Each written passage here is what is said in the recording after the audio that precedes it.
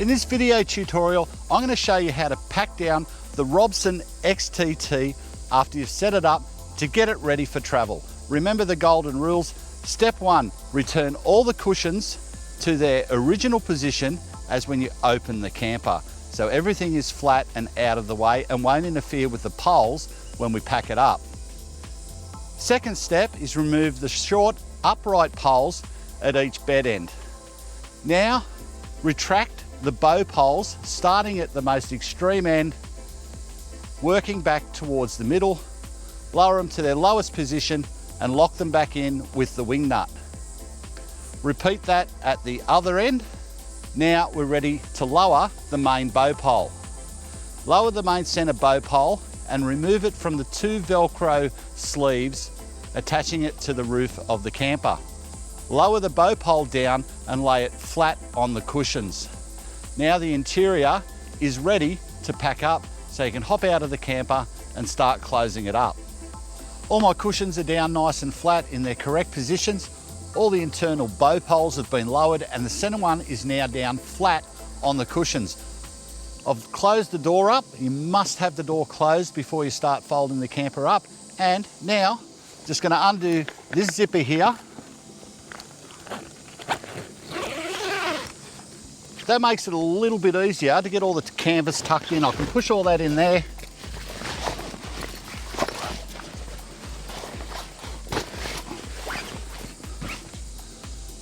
I've lowered all my windows and zipped up all my internal screens on the windows as well. That protects the fly screen. I've also lowered down the fly screen on the door. Don't pack your camper up with the fly screens rolled up, because when they bunch up and crease, you can actually damage the fly screens. To pack up the solar panel, I found a really easy way to do it is grab a second pole with a C-clip on it. Now what I do is I use that pole to support the panel and lower it down, which allows me to get this hook out really easily. Now, what I can do is push the panel in, control the pad bolt with this pole, lift it up, push it in, and just push it in till the pad bolt locks into place, and repeat that for the other side. Now, I don't have to reach across the camper when I put the boat rack down to lock in the solar panel. Now I can remove the rear stays, undo the linch pin, pull it out, and return it to the pole. If you leave the linch pin in the pole, you'll know exactly where it is next time you set up. Do that both sides, and then we can start getting all our canvas off the corners, tucked in, ready to fold up. Now I can close the rear lid, always the rear lid first, because the front lid clamps over the top.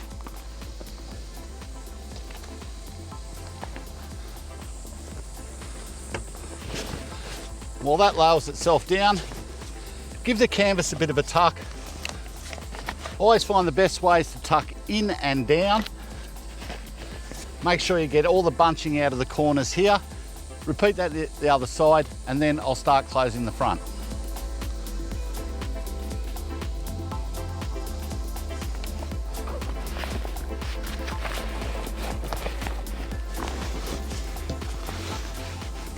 Now, to release the front lid, I need to undo the hold down latches. Get them out of the way, pull my canvas over the top. Now this one's released. Give my canvas a tuck in there, and I can start closing.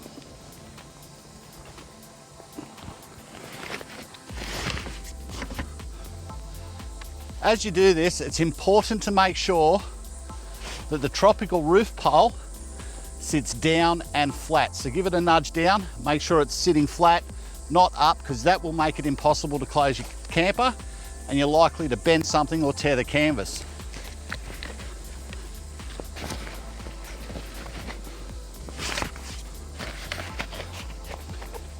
A good idea to make it easier is to squeeze the air out. Just pull the lid down, tuck the canvas in a bit more, do the other side, and I'll pull the rear lid down.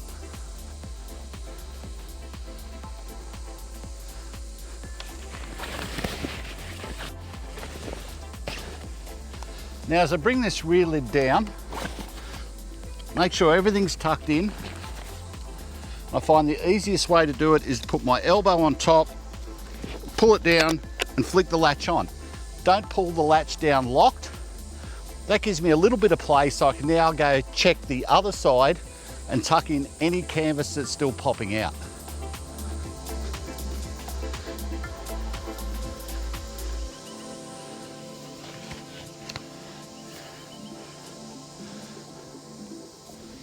All the canvas is 100% tucked in, so I can latch down this side, clamp it down.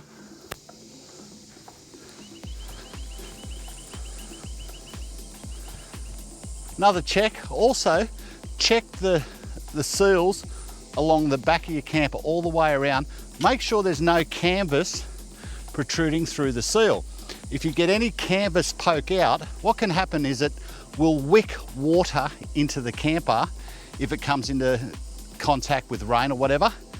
So you need to make sure nothing's popping through. If it is, reopen it, tuck it back in and go back to the start. Now we're locked in. Pull our front lid down, squeeze the air out of it. If you're struggling to get the canvas pushed in along this joint here, use a pole. Find a spreader pole or a window pole and give it a bit of a push in.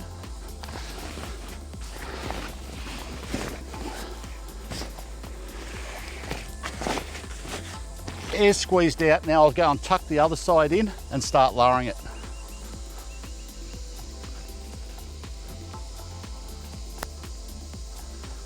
I've tucked in the other side, partially latched it down so the lid's being held down.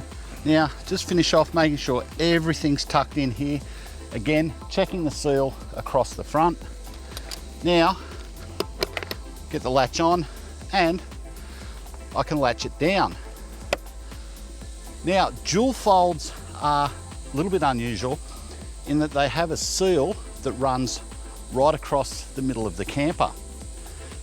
Now, to make sure you've got pressure on that seal, there's two ways to do it. I've released that and it's come up a bit. So I can feel the tension in that. If the tension is increased now that that's off, it means that I'm getting good seal compression, where in actual fact right now I'm not. So I either need to tighten this one or back this one off. Now looking at this, I've got well in excess of 50% seal compression. That's probably too much. What you want is between 30 and 50% compression of the seal to make sure it locks. So what I'm going to do is back off this one slightly. Now, when I bring this one down, I can actually see this seal compress slightly more, which means I'm getting pressure on the seal that runs across the camper. Do that on both sides. This seal is critical to ensure if you get any water under the cover or whatnot, that it can't actually enter the camper. So remember that. That's quite light to release now. If I release that, the weight increases dramatically. So pull this down, watch carefully, and you'll see that second seal compress. You know those locks are adjusted correctly as a pair. Now I'll repeat that on the other side. Remember to return all your linch pins to the over center latches, to each side, and return our little door hook to its captive position there. You don't want that flapping around while you're driving and scratching the wheel arch. Now I can fold up my steps. So you undo the over center latches, pull them off the post, then tuck them up out of the way. Give it a bit of a lift, then return the over center latch back on the post, latch it into place and return the linch pin. Best way from the top down, lock it over, lock up our other side, and again, put the linchpin in place.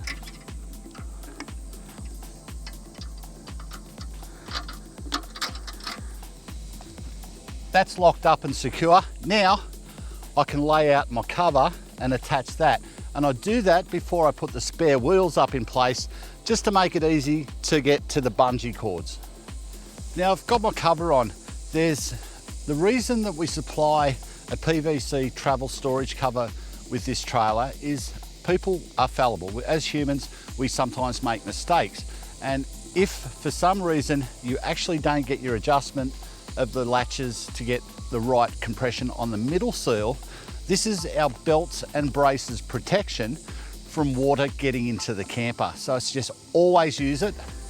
Use it while you travel, use it while you store it, and a secondary cover isn't a bad idea as well. The cover itself has socks here for the boat rack latches, and at each gas strut there is a flap and Velcro to go around the strut. What that'll do is it'll secure it and reduce it flapping while you're driving around. Now that that's all in place, I can lower my boat rack. Because I don't have the dexterity to push one of these bars in with my foot, hold my tongue left of center, and push the other one in when I want to close the boat rack, the easy way is to pull the pin out.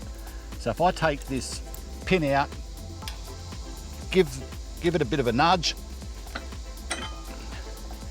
that's released one of these arms. So now, when I push the boat rack over, I only have to push the other one in as I push it over on my own. That makes this so easy. I can control the boat rack going over, no problem at all.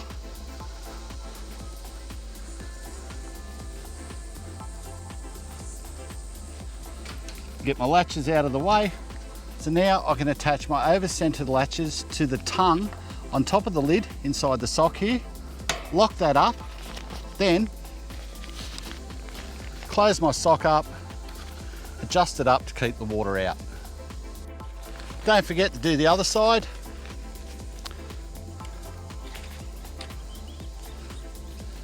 Now, on to packing up the spares. So when packing up the spares, your main locking pin is this one. It comes with an R-clip. Once the spare is up in its vertical position, it slides through there and you place the R-clip back in, and that is your belts and braces in terms of holding it up. And there's two over center latches to clamp it firmly in place. So we'll get these popped up and we'll be just about done.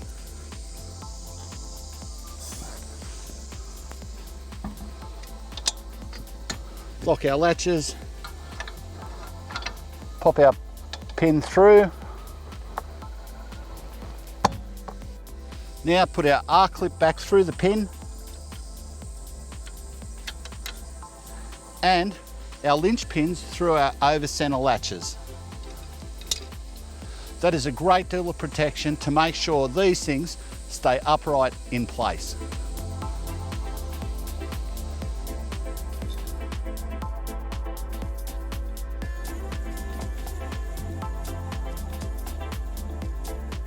Packing up your camper, getting ready to travel, you need to return the Truma hot water fluid back to its original condition. So you've turned your gas off, the system's turned off. First we return the Truma cover back on like so, and then just close up the secondary cover and you're ready to roll. Now we can pack up our stabiliser leg. So put our speed brace on the hex drive and wind the leg up, pull the blue handle out and lift it up into place. Always give it a wiggle, make sure that blue handle pops back in. That locks the leg up, it can't fall down while you're traveling. Now we'll give our trailer the once over, check all our pins are in, everything's locked off, and we're ready to hitch up and move.